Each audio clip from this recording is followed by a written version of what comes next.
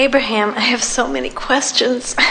I usually can't figure out what to ask, and then I go, I know I have questions, what are they? And then I can't get them congealed, and all of a sudden today I have this list of questions. But something queued up for you just now. What was it?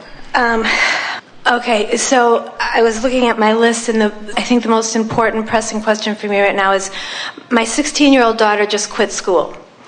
And I heard you talking about Esther looking at Kate and saying, oh, I just want her to be happy so much. I don't want anything to ever go wrong for her. Don't want her to ever have a negative emotion. Want her to only have the blissful emotion that she was born with. Don't want her to experience negative emotion. And we say, really?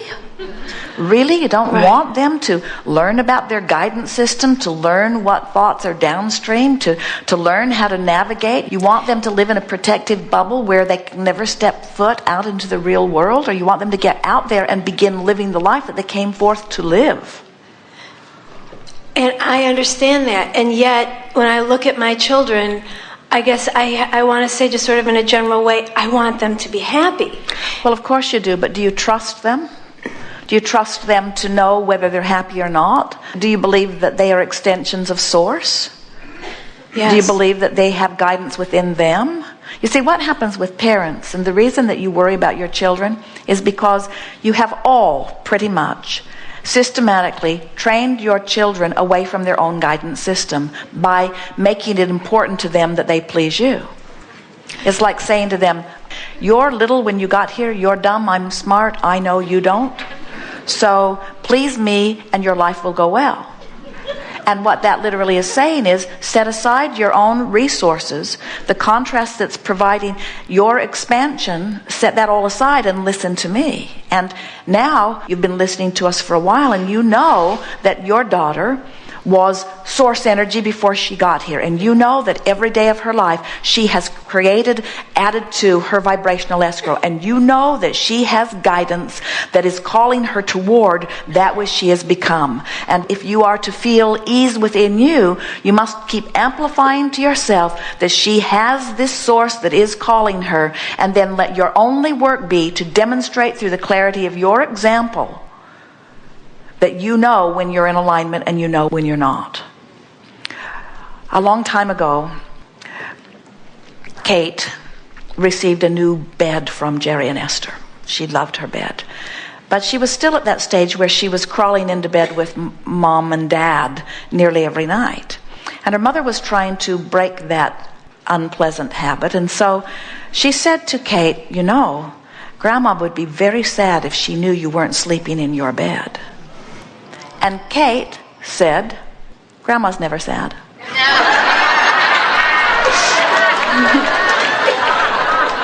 And Esther loved that. Esther loved Kate's perception. And Esther said, good, we have to keep up that illusion.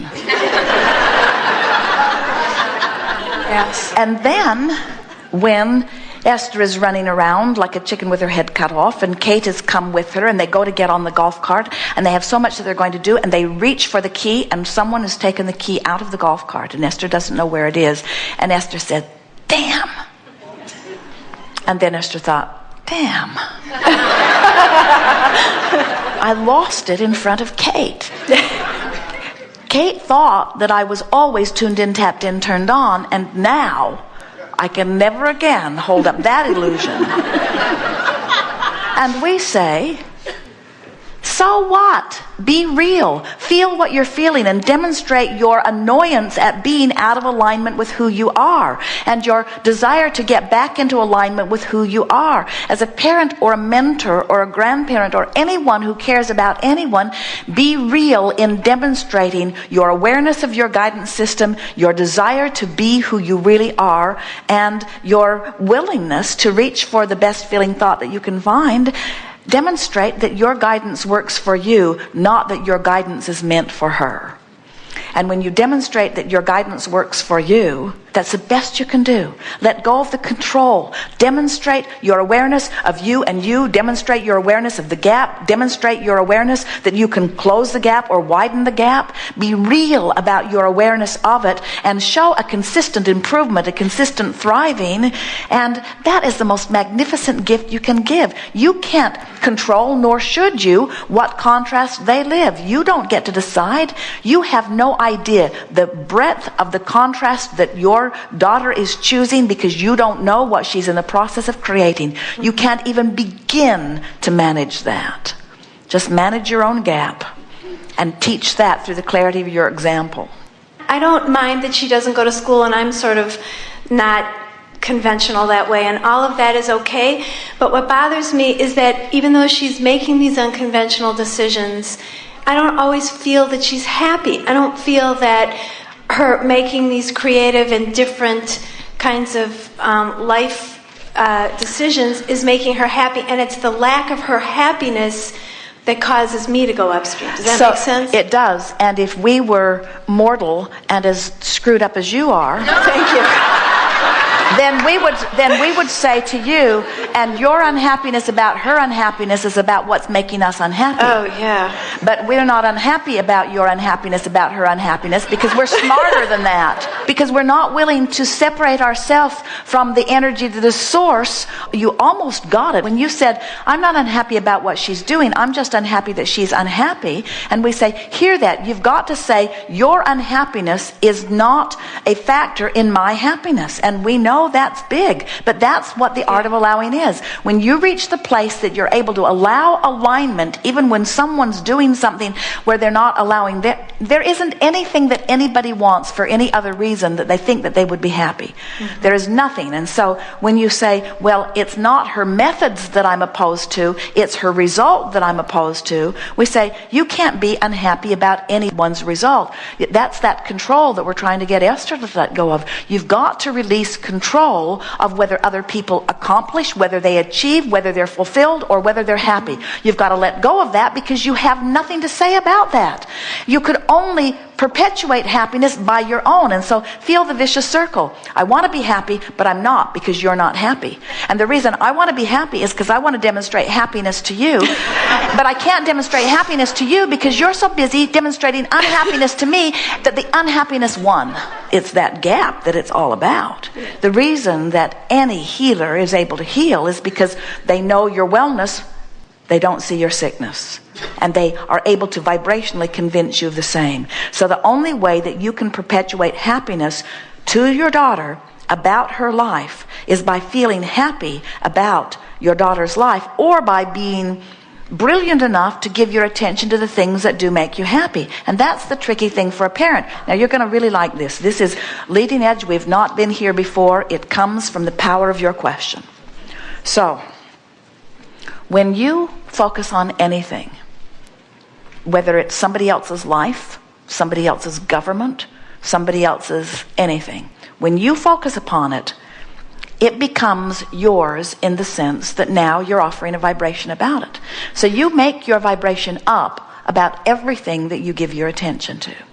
So there isn't anything that a parent cares more about than the well-being of their child. It's sort of standard. So you see something that troubles you, and you put something in your vibrational escrow about your child. Mm-hmm. Interesting, isn't it?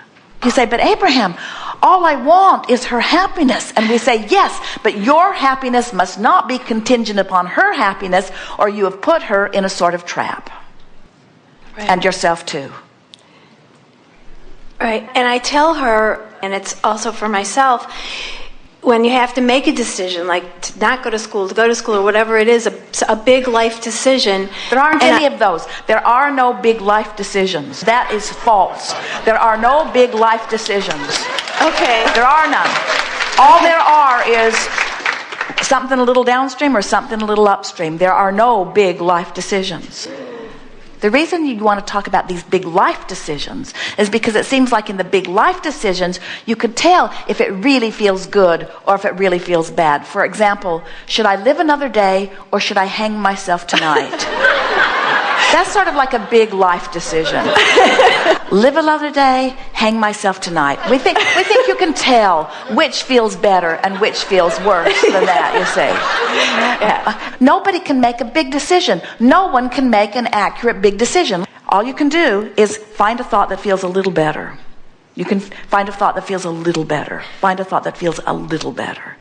You just gradually bring yourself back into alignment on subject after subject. So, for example, let's walk through this in real life. Give us an example of something that you witnessed that gives you the impression that she's not happy and you feel negative emotion about it, which makes you feel that then you need to do something about it. Okay, well, just this recent decision, it was either stay in high school. She's been saying, when I turn 16, that's it, I'm out of here, because school was completely upstream for her. And she just didn't fit into the framework, and I supported that. I was the only one really in her life that did support it. I said, it's upstream for you. You should absolutely drop the oars and get out of that situation. All right, let's see if we can find the short version of this. So in answer to your question, Abraham, what's bothering me is I don't see my daughter's choices making her happy immediately.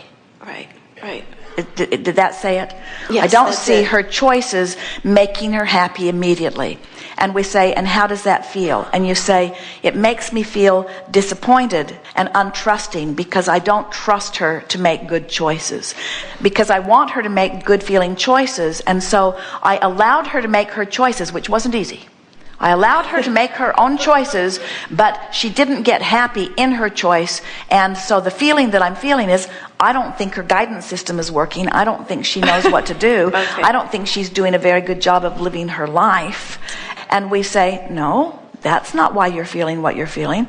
Well, yes, it is. It's because she's not happy, and I gave her the leeway, and I was the only one that gave her the leeway. No one else gave her the leeway, and she's still not making good choices, and so I don't feel good. And we say, no, that's not why. Well, then why? Why don't I feel good? You don't feel good because you're not in alignment with your broader perspective. So you're beating the drum of she's not getting it right.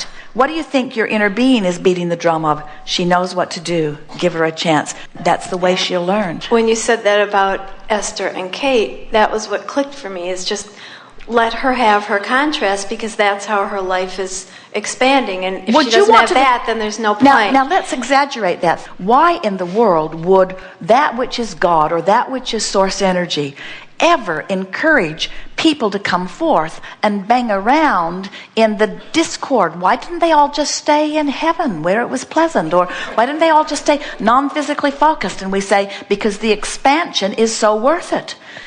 Because the expansion is necessary to not just survival, because it is a given. You cannot cease to expand. And so in exactly the same way that Source lovingly sees you here in your contrast, you as a parent must lovingly embrace the contrast which your child will live, understanding that in every unhappy moment she's putting something in her vibrational escrow.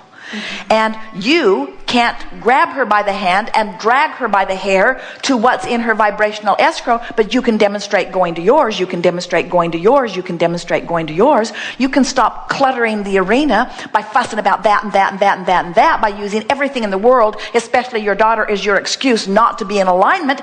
Get into alignment is the only way you can teach alignment. So it's not about the choice I'm going to make about what I'm going to do. It's about the choice I'm going to make about how I'm going to feel. And I've heard you say it doesn't matter which one you choose, just choose and line up with the decision. But then that sort of leaves you with having to choose. So. But when you choose and line up with the decision, the angst goes away. In other words, if you would say... If you really line up. If you really line up, the angst goes away. And when you really line up, then other things reveal themselves to you. We're going to tell you, you are a worrywart. Yes.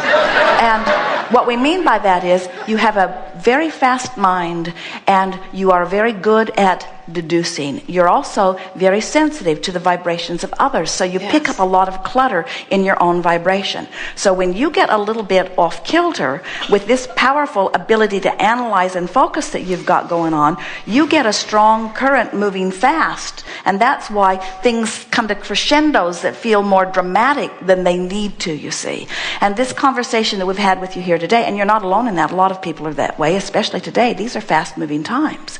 So the emphasis that we're really wanting to leave you all with is that there is nothing that is a big hairy deal that you're making it out to be. Nothing is like that. Nothing is big like that. You have plenty of leeway.